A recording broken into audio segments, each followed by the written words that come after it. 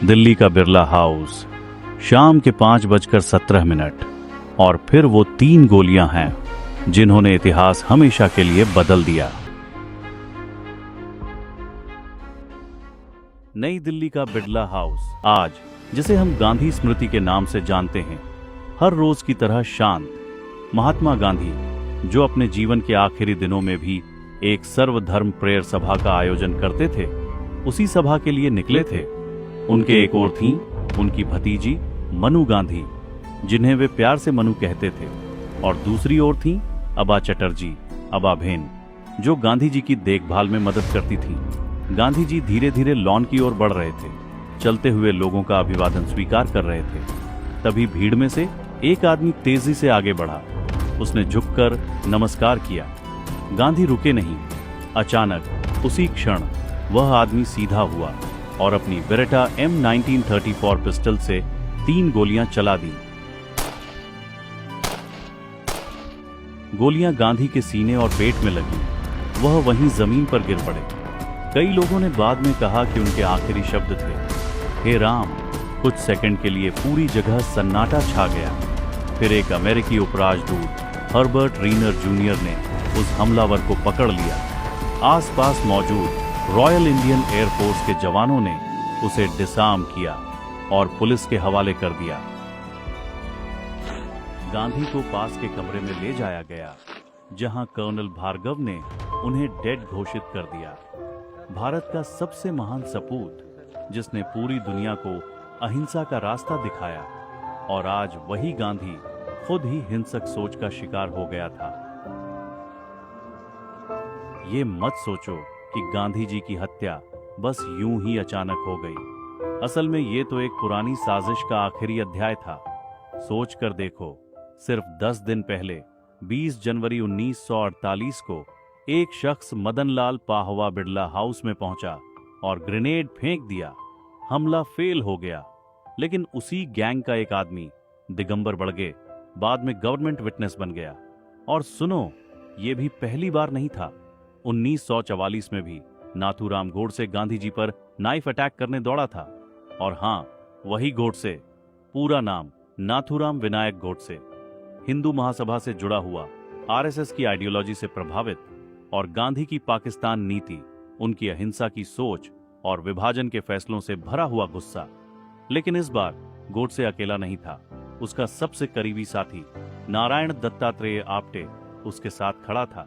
अलावा और भी लोग थे, गोपाल गोडसे, विष्णु रामकृष्ण करकरे, शंकर किस्तैया, दत्तात्रेय परचुरे, और फिर आता है सबसे बड़ा नाम, विनायक दामोदर सावरकर। उन पर सीधा मास्टरमाइंड होने का आरोप लगा, लेकिन सबूतों की कमी की वजह से वो कोर्ट से एक्विटेड हो गए।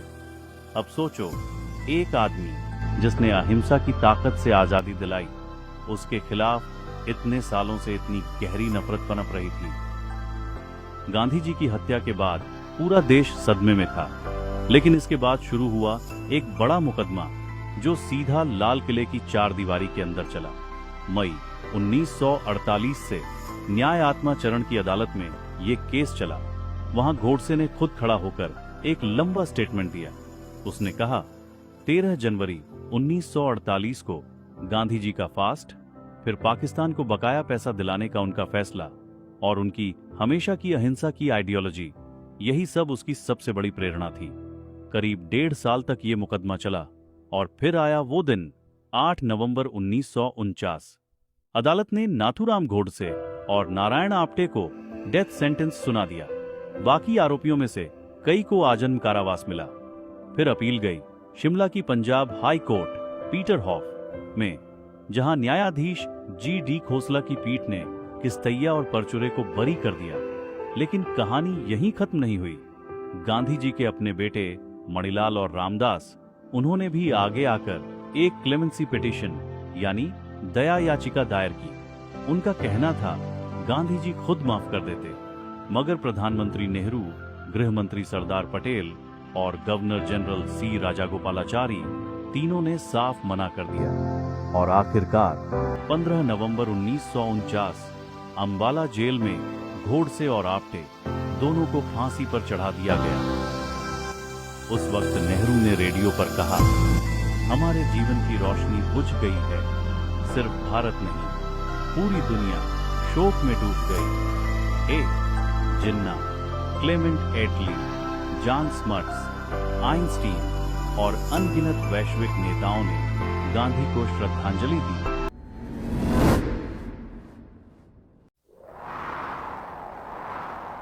बर्फ से ढकी घाटियां, जहां हवाओं में सन्नाटा था, लेकिन अचानक वहीं गूंजी गोलियों की बरसात। ये 1947 की जंग थी, वो जंग जिसने पहली बार कश्मीर को आग में झोंक दिया और सीधा संयुक्त राष्ट्र तक पहुंचा दिया। पार्टीशन तो हो गया था, पर जम्मू कश्मीर का फैसला अब भी अधूरा पड़ा था। महाराजा हरि सिंह दिल से चाहते थे कि उनका राज्य इंडिपेंडेंट रहे, ना भारत का हिस्सा बने ना पाकिस्तान का। लेकिन ये तटस्थ खेल ज्यादा दिन नहीं चला। 22 अक्टूबर को पाकिस्तान से ट्राइबल रेडर्स और अनियमित बल ने नॉर्थ वेस्ट फ्रंटियर से धावा बोला। बारामुल्ला तक पहुंचकर उन्होंने लूट, कत्लेआम और डर का ऐसा माहौल खड़ा कर दिया कि श्रीनगर भी किसी भी पल गिरता नजर आने लगा। अब हालात बेकाबू थे। महाराजा के पास एक ही रास्ता बचा। 26 अक्टूबर 1947 उन्होंने इंस्ट्रूमेंट ऑफ एक्सेशन पर हस्ताक्षर कर दिए। अगले ही दिन 27 अक्टूबर इंडियन आर्मी के पहले ट्रूप्स श्रीनगर एयरलिफ्ट होकर उतरे और एयरपोर्ट सिक्योर करके शहर को बचा लिया। यही वो पल था जहां से भारत की ऑफिशियल मिलिट्री और पॉलिटिकल एंट्री कश्मीर में शुरू हुई। लेकिन पाकिस्तान ने इसे तुरंत चैलेंज किया। उनका दावा था, ये एक्सेशन दबाव में कराया गया है, अवाम की असली राय तो प्लेबिसाइट से ही पता चलेगी। भारत का जवाब साफ था, ये एक्सेशन पूरी तरह लीगल है और एग्रेशन की शुरुआत तो पाकिस्तान ने ही की थी। इंडियन आर्मी श्रीनगर बचा चुकी थी, लेकिन जंग यहीं नहीं रुकी। हालात ऐसे बन गए कि भारत ने यह पूरा मसला इंटरनेशनल लेवल पर ले जाने का फैसला किया। 1 जनवरी 1948 से भारत ने case United Nations security council में फाइल कर दिया। भारत का स्टैंड बिल्कुल साफ था, पाकिस्तान अपने रेडर्स और सपोर्ट फोर्सेस को वापस बुलाए, तभी शांति की कोई संभावना है। लेकिन पाकिस्तान ने पलटकर कहा, नहीं, प्लेबिसाइट होना चाहिए। जनता खुद डिसाइड करेगी कि वो इंडिया के साथ रहना चाहती है या पाकिस्तान के। इसी खींचतान के बीच अप्रैल 1948 में यूएनएससी रेजोल्यूशन 47 आया। रेजोल्यूशन का प्लान सिंपल और आइडियलिस्टिक था। पहले पाकिस्तान अपनी रेगुलर और इरेगुलर फोर्सेस विथड्रॉ करे, फिर इंडिया अपनी आर्मी मिनिमम लेवल तक कम करे और उसके बाद यूएन सुपरवाइज्ड प्लेबिसाइट कराया जाए। सुनने में ये फॉर्मूला परफेक्ट लगता था, लेकिन प्रॉब्लम थी, पहला कदम कौन उठाए? भारत का कहना था, एग्रेशन पाकिस्तान ने किया, पीछे भी वही हटे। पाकिस्तान बोला, बिना गारंटी हम अपनी पोजीशंस खाली नहीं करेंगे। इस डेडलॉक में यूएसए और यूके मीडिएशन में आए, लेकिन उन्होंने किसी को ओपनली एग्रेसर नहीं कहा, क्योंकि दोनों के साथ उनके अपनी जियोपॉलिटिकल इंटरेस्ट्स थे। यूएसएसआर ने भी ज्यादा सपोर्ट नहीं किया, बस एब्सटेन करता रहा। और यूं ही छोटी छोटी जीत हार और लगातार लड़ाइयों के बाद दोनों तरफ थकान छा गई। आखिरकार मान लिया गया कि सीज फायर ही एकमात्र रास्ता है। और फिर आया वो मोमेंट, 1 जनवरी 1949 की रात 12 बजे UN brokered cease fire officially लागू हुआ। जिस जगह तक दोनों की आर्मीज पहुंच चुकी थी, वहीं एक सीज फायर लाइन खींच दी गई, और वही लाइन बाद में इतिहास में मशहूर हुई, लाइन ऑफ कंट्रोल यानी LOC। सीज फायर लाइन तो खींच दी गई थी, लेकिन कहानी यहीं खत्म नहीं हुई। इसका नतीजा ये निकला कि भारत के पास रहा करीब 2/3 कश्मीर, जिसमें वैली, जम्मू और लद्दाख शामिल थे, जबकि पाकिस्तान के पास चला गया लगभग 1/3 हिस्सा, जिसे आज हम आजाद जम्मू एंड कश्मीर और गिलगित बल्तिस्तान के नाम से जानते हैं। यूएन का जो बड़ा आइडिया था प्लेबिसाइट कराने का, वो कभी रियलिटी नहीं बन सका, क्योंकि सबसे पहला स्टेप ही अधूरा रह गया। पाकिस्तान ने पूरी तरह विथड्रॉल नहीं किया और इंडिया ने कहा कि बिना उसके आगे बढ़ना पॉसिबल नहीं है। यहीं से कश्मीर डिस्प्यूट हमेशा के लिए यूएन लिंक्ड और अनरिजॉल्व्ड बन गया, और वही मसला आज तक जिंदा है, जिसकी खबरें, जिसकी गूंज हम सब आए दिन सुनते रहते हैं। सोचिए जरा, एक ऐसी रियासत जहां जनता कुछ चाहती थी और नवाब कुछ और 1947 के पार्टीशन के दौर में जब पूरा सब कॉन्टिनेंट सुलग रहा था, वहीं गुजरात की एक छोटी सी रियासत जूनागढ़ ने सबको चौंका दिया।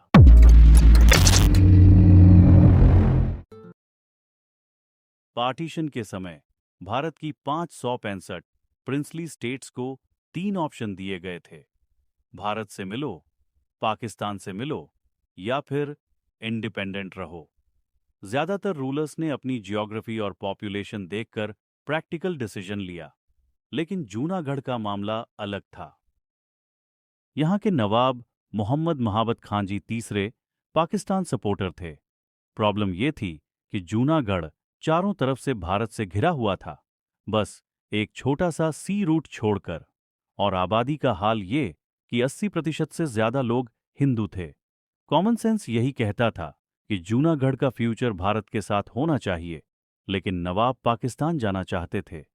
15 अगस्त 1947 को जब भारत आजाद हुआ, तब नवाब ने डिसीजन टाल दिया, लेकिन 13 सितंबर को उनके दीवान शाह नवाज भुट्टो, हाँ वही जुल्फिकार अली भुट्टो के पिता, ने अचानक अनाउंस कर दिया कि जूनागढ़ अब पाकिस्तान में मिल चुका है, और पाकिस्तान ने भी तुरंत इसे एक्सेप्ट कर लिया।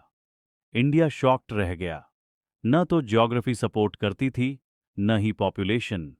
गुजरात और काठियावाड़ में लोगों का गुस्सा फूट पड़ा। प्राजामंदाल मूवमेंट शुरू हुआ और आसपास की छोटी रियासतें एक एक करके इंडिया में मर्ज होने लगीं।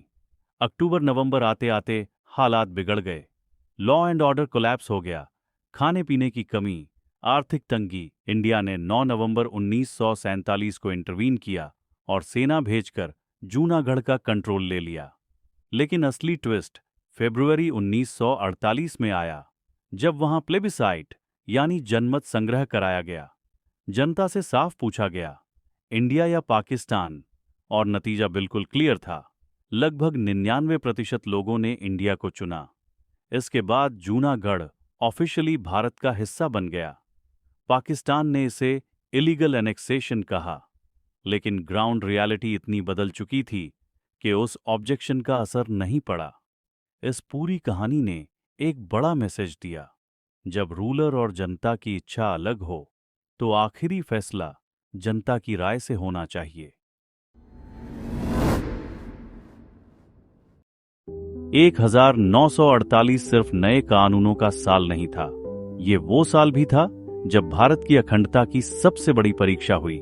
हैदराबाद 2 लाख वर्ग किलोमीटर में फैली और लगभग 1.25 करोड़ आबादी वाली सबसे बड़ी रियासत। शासक थे निजाम मीर उस्मान अली खान, दुनिया के सबसे अमीर शासकों में से एक। लेकिन असली मुश्किल यह थी कि जहां राज्य की 85% से ज्यादा आबादी हिंदू थी, वहीं शासक मुस्लिम निजाम की जिद थी। ना भारत, ना पाकिस्तान, हैदराबाद एक इंडिपेंडेंट मुस्लिम राज्य बनेगा। 29 नवंबर 1947 को भारत और हैदराबाद के बीच एक स्टैंड स्टिल अग्रीमेंट हुआ। मतलब यह है कि उस समय तक जो स्थिति थी वही बनी रहेगी, लेकिन इसी दौरान निजाम चुपके से पाकिस्तान से बातचीत भी कर रहा था। हालात तब और बिगड़े जब कासिम रिजवी के नेतृत्व में रजाकर्स नाम का संगठन खुलकर सामने आया। इन लोगों ने हिंदू गांवों में लूट, हिंसा और अत्याचार शुरू कर दिए। भारत विरोधी नारे लगाए जाने लगे। यहीं पर सरदार वल्लभ भाई पटेल ने साफ कहा, अगर भारत के बीचों बीच हैदराबाद जैसा इंडिपेंडेंट राज्य रहा तो यह देश के लिए एक कैंसर होगा। बातचीत नाकाम रही और हिंसा बढ़ती गई। आखिरकार 13 सितंबर 1948 को भारत ने ऑपरेशन पोलो, जिसे पुलिस एक्शन भी कहा गया, शुरू किया। भारतीय सेना ने सिर्फ 5 दिन में हैदराबाद पर नियंत्रण कर लिया और 17 सितंबर को निजाम ने आत्मसमर्पण कर दिया। लेकिन इस संघर्ष की कीमत भारी रही। करीब 12 से 40 हजार लोग मारे गए। इनमें रजाकारों की हिंसा, सांप्रदायिक टकराव और सैन्य कार्रवाई तीनों शामिल थे। इसके बाद हैदराबाद भारत का हिस्सा बन गया। निजाम को राज प्रमुख यानी गवर्नर का पद दिया गया और आगे चलकर उन्होंने भारतीय संसद में शपथ भी ली। पटेल ने तब कहा था, the patient is free of cancer now. Hyderabad का भारत में विलय सिर्फ राजनीतिक जीत नहीं थी, बल्कि रणनीतिक भी, क्योंकि इसके बिना दक्षिण भारत का नक्शा अधूरा रहता। और इस तरह निजाम, जो कभी स्वतंत्रता का सपना देख रहे थे, आखिरकार भारतीय लोकतंत्र का हिस्सा बने। ऑपरेशन पोलो ने यह साबित कर दिया कि सरदार पटेल सचमुच आयरन मैन ऑफ इंडिया थे। इंडस वाटर डिस्प्यूट 1948, जब नदियों का बहाव भी बंटवारे में फंस गया। आजादी के बाद भारत और पाकिस्तान का बंटवारा सिर्फ जमीन, लोग और फौज तक ही सीमित नहीं था। बंटवारे की सबसे जटिल पहेली बनी पानी का बंटवारा, क्योंकि उत्तर भारत की जिंदगी और खेती जिस नदी तंत्र पर टिकी थी उसे कहते हैं इंडस रिवर सिस्टम। इसमें इंडस और उसकी 5 सहायक नदियां शामिल थीं, झेलम, चिनाब, रावी, ब्यास और सतलौज। समस्या ये थी कि इन नदियों का पानी मुख्य रूप से पाकिस्तान की तरफ बहता था, लेकिन उनके हेडवर्क्स यानी कैनाल्स और बराजेस के कंट्रोल पॉइंट्स भारत के हिस्से यानी पूर्वी पंजाब में आ गए। अब सोचिए, पानी की सप्लाई तो एक देश के हाथ में और जरूरत दूसरे देश की, ये टकराव होना ही था। बात को संभालने के लिए 20 दिसंबर 1947 को एक स्टैंड स्टिल अग्रीमेंट किया गया, ताकि दोनों देश मिलकर कोई स्थायी हल निकाल सकें। ये समझौता 31 मार्च 1948 तक चला, लेकिन जब समय पूरा हुआ, पाकिस्तान इसे बढ़ा नहीं पाया। और फिर आया वो दिन, 1 अप्रैल 1948। भारत ने अचानक अपर बरी डोआब कनाल और देपलपुर कनाल का पानी रोक दिया। इसका असर तुरंत दिखाई दिया। लाहौर जैसे बड़े शहर की पानी की सप्लाई प्रभावित हो गई। पाकिस्तान की लगभग 5.5% फसलें बर्बाद हो गईं। किसान हताश हो गए और पूरे देश में पैनिक फैल गया। हालात इतने बिगड़ गए कि पाकिस्तान ने भारत पर माचियावेलियन डुप्लिसिटी यानी चालाकी और धोखे का आरोप लगाया और यहां तक कि युद्ध की धमकी तक दे दी। हालात को काबू में लाने के लिए मई 1948 में दिल्ली में इंटर डोमिनियन कॉन्फ्रेंस बुलाई गई। यहां दोनों देशों के बीच दिल्ली समझौता हुआ। इसमें पाकिस्तान ने भारत को भुगतान करने और नई नहरें बनाने पर सहमति दी, यानी पानी के लिए पाकिस्तान को भारत को पैसे देने थे। लेकिन यह समझौता भी टिक न सका। कुछ समय बाद पाकिस्तान ने इसे दबाव में किया गया बता दिया और पैसे देने से इनकार कर दिया। पाकिस्तान ने अपनी तरफ से इमरजेंसी प्रोजेक्ट शुरू किए, जैसे सटलेज लिंक कनाल और BRB कनाल, ताकि भारत पर निर्भरता कम हो। लेकिन असली समस्या बनी रही। 1951 के बाद हालात और गंभीर हो गए। दोनों देश पानी की जंग के कगार पर पहुंच गए। तभी बीच में उतरा वर्ल्ड बैंक। इसकी पहल पर डेविड लिलियंथॉल की एक योजना सामने आई। कई दौर की बातचीत हुई, कूटनीति चली और आखिरकार 1960 में एक बड़ा ब्रेक थ्रू हुआ। प्रधानमंत्री जवाहरलाल नेहरू और पाकिस्तान के राष्ट्रपति अयूब खान ने मिलकर इंडस वाटर्स ट्रीटी पर हस्ताक्षर किए। इस संधि में साफ बांट कर दिया गया, पश्चिम की 3 नदियां इंडस, झेलम और चिनाब पाकिस्तान को मिलेंगी, जबकि पूर्व की 3 नदियां रावी, ब्यास और सतलुज भारत को। साथ ही भारत ने पाकिस्तान को आर्थिक मदद भी दी ताकि वो अपनी नई नहर प्रणाली खड़ी कर सके। ये ट्रीटी एक अहम मिसाल बनी, क्योंकि भारत पाक विवादों में ये शायद एकमात्र ऐसा मामला है जो युद्ध नहीं बल्कि डिप्लोमेसी और नेगोशिएशन से सुलझा।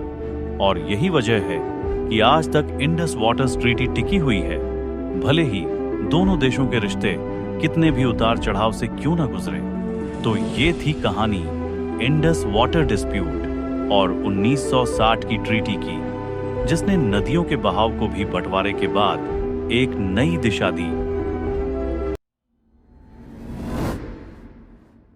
1947 का भारत अभी अभी आजाद हुआ था। पार्टीशन का दर्द ताजा था। कश्मीर में जंग चल रही थी और सरकार की सबसे बड़ी प्राथमिकता थी सेना को मजबूत बनाना। फौज को अर्जेंटली ट्रांसपोर्ट व्हीकल्स चाहिए थे ताकि सैनिकों की मूवमेंट तेज हो सके। लेकिन इसी अर्जेंसी में हुआ आजाद भारत का पहला बड़ा corruption scandal, jeep scandal. Normal tender process को पूरी तरह बाईपास किया गया। लंदन में भारत के high commissioner VK. Krishna Menon को डायरेक्टली अधिकार दे दिए गए कि वे डील फाइनलाइज करें।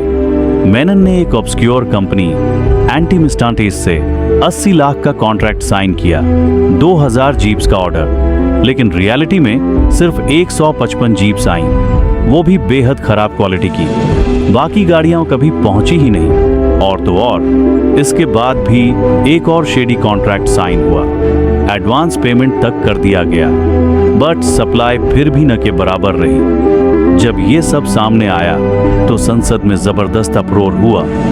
ऑपोजिशन ने इसे करप्शन और नेशनल सिक्योरिटी के साथ खिलवाड़ दोनों बताया। इन्वेस्टिगेशन भी शुरू हुई, लेकिन कृष्णा मेनन को प्रधानमंत्री नेहरू का पॉलिटिकल बैकिंग मिला। नतीजा ये रहा कि केस को बंद कर दिया गया। आयरनी ये थी कि बाद में वही मेनन भारत के डिफेंस मिनिस्टर बने। जीप स्कैंडल उस दौर का सिंबल बन गया कि कैसे नेशनल सिक्योरिटी की आड़ में लिए गए हेस्टी डिसीजंस और lack of accountability public trust को खोखला कर सकते हैं। और यही था इंडिपेंडेंट इंडिया का पहला बड़ा स्कैंडल। इसने दिखा दिया कि आजादी मिलते ही देश ने करप्शन की पहली कीमत भी चुका दी। यानी नया भारत तो बना, लेकिन साथ ही एक नया चैप्टर भी खुल गया, भ्रष्टाचार का चैप्टर। यही वजह है कि आज भी जीप स्कैंडल को इंडिपेंडेंट इंडिया के पहले ब्लैक मार्क के तौर पर याद किया जाता है। कलकत्ता कॉन्फ्रेंस 1948, जब एशिया एक साथ उठा और कोल्ड वॉर भारत के दरवाजे तक आ गई। साल था 1948। एशिया के कोने कोने में आजादी की लहर तेजी से फैल रही थी। वियतनाम में हो ची मिन फ्रेंच साम्राज्य से लड़ रहे थे। इंडोनेशिया में सुकार्नो डच ताकत को चुनौती दे रहे थे। बर्मा में औंग सान का संघर्ष जारी था। और भारत अभी अभी आजाद होकर अपने पैरों पर खड़ा होना सीख रहा था। यह वो दौर था जब एशिया का हर नौजवान चाहता था कि कॉलोनियलिज्म यानी उपनिवेशवाद हमेशा के लिए खत्म हो जाए। इसी माहौल में फरवरी 1948 में कोलकाता बना एशिया की उम्मीद का गवाह। यहां हुआ एक ऐतिहासिक सम्मेलन, conference of youth and students of south east Asia fighting for freedom and independence. लगभग 500 प्रतिनिधि 37 देशों से आए। भारत, चीन, Vietnam, Indonesia, Korea, Malaya, Burma, Philippines, पूरा एशिया जैसे एक ही मंच पर इकट्ठा हो गया हो। भारत की ओर से वामपंथी नेताओं की एक मजबूत टीम थी। ज्योति बसु, अमिया बोसे, हारन मुखर्जी और भूपेश गुप्ता। कॉन्फ्रेंस के नारे हवा में गूंज रहे थे। इंपीरियलिज्म को खत्म करो, एशिया की एकता बनाओ, कम्युनिज्म को अपनाओ, यही हमारी रोशनी है। लेकिन असली कहानी यहीं से शुरू हुई। कॉन्फ्रेंस के चंद महीनों बाद ही पूरे एशिया में बगावतें उठ खड़ी हुईं। भारत में तेलंगाना रिबेलियन, मलाया में कम्युनिस्ट इंसर्जेंसी, बर्मा में एथनिक और कम्युनिस्ट मूवमेंट्स। पश्चिमी मीडिया ने तुरंत इसे मॉस्को बैक्ड कॉन्स्पिरेसी कह दिया। भारत की सरकार भी चौकन्नी हो गई। नेहरू और पटेल की नजर में यह सिर्फ एक सम्मेलन नहीं, बल्कि एक सीधी चेतावनी थी। कम्युनिस्ट पार्टी ऑफ इंडिया पर शक गहराने लगा। साल के अंत तक सीपीआई पर क्रैकडाउन शुरू हुआ। नेताओं को जेल भेजा गया और वामपंथी राजनीति को इंटरनल थ्रेट की तरह देखा जाने लगा। तो आखिर इस कॉन्फ्रेंस का असली महत्व क्या था?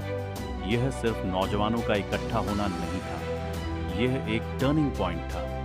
एक तरफ इसने पूरे एशिया को एंटी इंपीरियल स्ट्रगल में जोड़ा, वहीं दूसरी तरफ भारत के भीतर पहली बार कोल्ड वॉर की आइडियोलॉजिकल लड़ाई, कम्युनिज्म बनाम डेमोक्रेसी अपनी जड़ें जमाने लगी। आसान शब्दों में कहें तो कैलकाटा कॉन्फ्रेंस 1948 एक डबल एज स्वॉर्ड था, जिसने एशिया को नई उम्मीद भी दी और भारत की राजनीति में लंबी वैचारिक जंग की शुरुआत भी कर दी।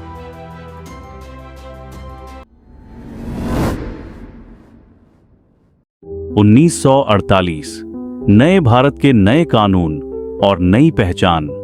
आजादी का पहला साल बीत चुका था। भारत एक तरफ अपने पैरों पर खड़ा होने की कोशिश कर रहा था, तो दूसरी तरफ उसे अपने लोगों के लिए नए रास्ते बनाने थे। और 1948 वही साल था जब देश ने अपने नागरिकों को पहली बार वेलफेयर स्टेट का एहसास दिलाया। सबसे अहम कानून बना फैक्ट्रीज एक्ट 1948। ये था आजाद भारत का पहला बड़ा लेबर लॉ। अब किसी भी मजदूर से हफ्ते में ज्यादा से ज्यादा 48 घंटे ही काम लिया जा सकता था। फैक्ट्री मालिकों के लिए साफ पानी, रोशनी, हवा, शौचालय और कैंटीन जैसी बेसिक फैसिलिटीज देना कंपलसरी कर दिया गया। महिलाओं और बच्चों के लिए खास सेफगार्ड्स रखे गए, जैसे नाइट शिफ्ट्स पर रोक और मैटरनिटी ब्रेक्स का अधिकार। ये सिर्फ एक कानून नहीं था, बल्कि कामकाजी जीवन में डिग्निटी और इंसानियत जोड़ने वाला कदम था। इसी साल आया मिनिमम वेजेस एक्ट 1448। इसने एक्सप्लॉयटेशन को सीधी चुनौती दी। अब सरकार के पास पावर थी कि हर सेक्टर के लिए मिनिमम वेज तय करे। शुरुआत एग्रीकल्चर, टेक्सटाइल्स, माइनिंग और मैनुअल लेबर जैसे क्षेत्रों से हुई और इसका सीधा संदेश था, मजदूर का पसीना अब सस्ता नहीं बिकेगा। इसके अलावा भी कई और कानून बने जिन्होंने नए भारत की बुनियाद मजबूत की। उनके नाम आप स्क्रीन पर देख सकते हैं। लेकिन 1948 सिर्फ कानूनों का साल नहीं था, ये वो साल भी था जब भारत ने दुनिया को खेल के मैदान पर अपनी पहचान दिखाई। आजादी के बाद पहली बार लंदन ओलंपिक्स 1948 में भारतीय टीम उतरी और वहीं से आया इंडिपेंडेंट इंडिया का पहला ओलंपिक मेडल। ये मेडल था सोना मेंस हॉकी में। कप्तान किशन लाल की अगुवाई में भारत ने फाइनल में ब्रिटेन को हराकर ये गोल्ड जीता। सोचिए, वही ब्रिटेन जिसने 200 साल तक हमें शासित किया था, उसी की धरती पर जाकर भारत ने उसे हराया और पूरी दुनिया के सामने अपने नए अस्तित्व का ऐलान किया। यानी 1948 ने भारत को दो बड़ी चीजें दी, अंदर से मजबूती देने वाले नए कानून और बाहर की दुनिया को दिखाने वाला पहला स्वतंत्र भारत का ओलंपिक गोल्ड। अगर आपको ये वीडियो पसंद आई हो तो लाइक, शेयर और सब्सक्राइब जरूर करें और ऐसे ही इतिहास और विज्ञान से जुड़ी रोचक कहानियां देखने के लिए हमारे चैनल पर जुड़े रहिए।